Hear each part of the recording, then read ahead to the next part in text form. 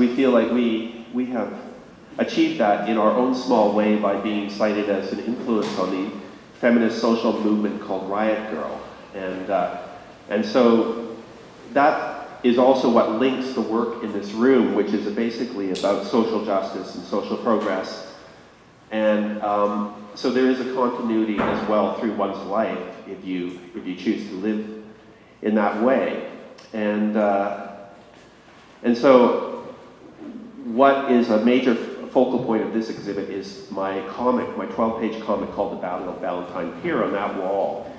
And it was originally published a couple of years ago in a book called Drawn to Change, Graphic Histories of Working Class Struggle.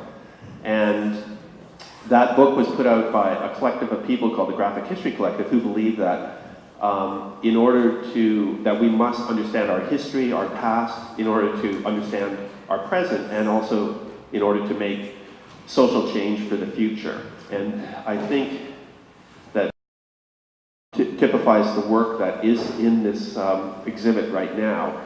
And so my connection to the book was, well, what would I do? Well, the Battle of Valentine Pier seemed obvious because my grandfather was actually at the battle.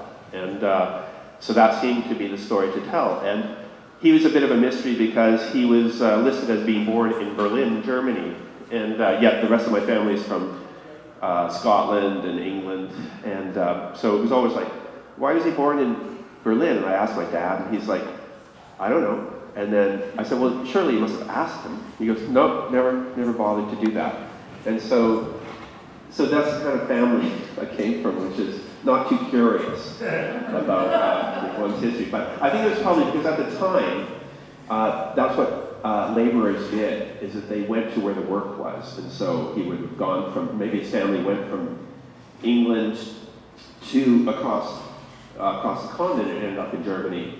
That's the only explanation I can think of. Anyway, he came over with his brother to America, and they worked their way across and ended up in Spokane, Washington, where they joined the Revolutionary Union, the Industrial Workers of the World. And that union was, its mandate was to overthrow capitalism.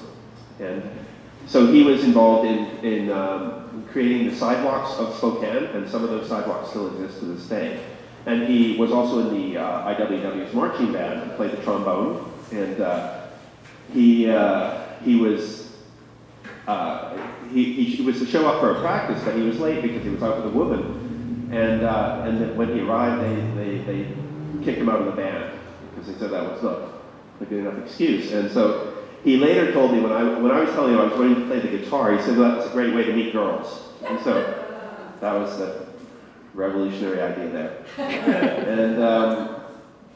And so anyway, that's so what he did was he moved from Spokane, carried on looking for work, came to BC, and was involved in the 1912 free speech fights that happened in Hyder Park, involving the IWW, trying to give speeches on a Sunday and being pulled down from that and prevented by the police. So, and then later on in 1918, when he defended the IWW Hall in Vancouver against attacks by right-wing returning soldiers from World War I who thought that they could take on the Reds kind of idea. And later in the 20s, he became a longshoreman, and that brings it up to 1935 when the Battle of Valentine Pier occurred.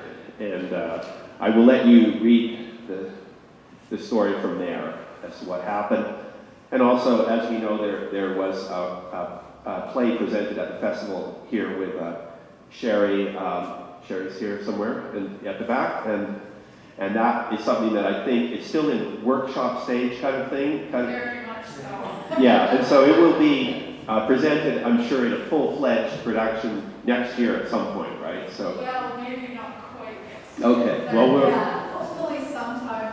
I think it's great that you're doing it, so that's good. The musical.